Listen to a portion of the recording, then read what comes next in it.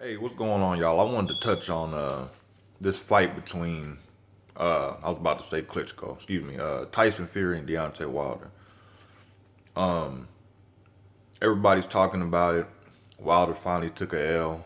I mean, life happens. But the thing I want to touch on real quick is that Wilder don't seem to understand what people mean when they criticize him about not knowing how to box. He's taking it as people just think that because he knocks people out, that, well, he's taking it as he can box because he can knock people out.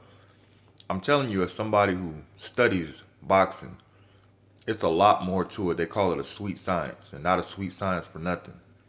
It's more to it than just laying somebody on the canvas. Um, when I watched him fighting Tyson Fury,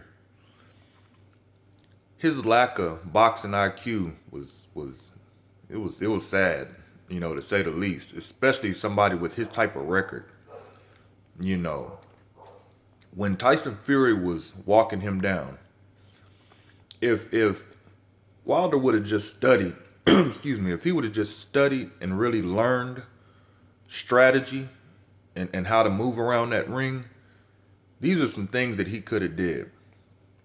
When Fury's walking him down, we seen Floyd knock Ricky Hatton out with a check hook when his head hit against the ropes. I mean, hit against the post and he fell down.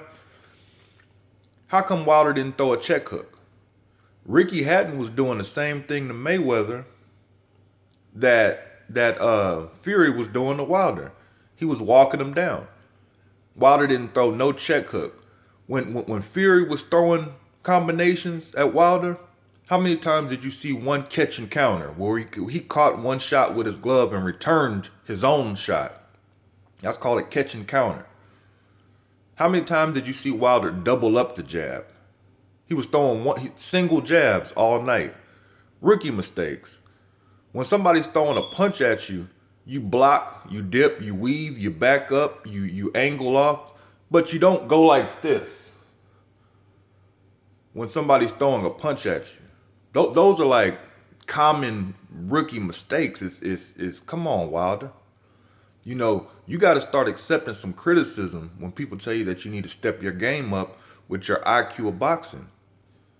You're not going to be able to knock everybody out all the time, especially not elite competition. And secondly, I'm about to wrap this video up. I'm not going to make it too long. Secondly, the other thing is he has a long history of losing his fights before he knocks out his opponent. That means that he's losing rounds. He's not able to, anytime he doesn't knock somebody out, he's typically losing the rounds, which means he don't know how to fight. If you're always losing rounds to your opponent, whether you get the knockout or not, whether it goes to decision or not, if you're constantly losing rounds to somebody that you're fighting, that means that they're a better fighter than you. They just don't have the power that you have to close the deal. They're better fighters than you. So I just hope that Wilder learns from this.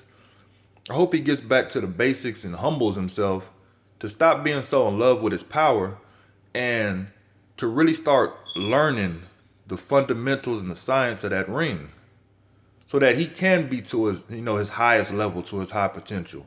And we can start giving him that credit. But until then, we'll see. This is a perfectly normal cycle. I'm going to keep my video short. But I just want y'all to, any boxing fans out there, just leave a comment, and let me know if you think something differently. All right, peace.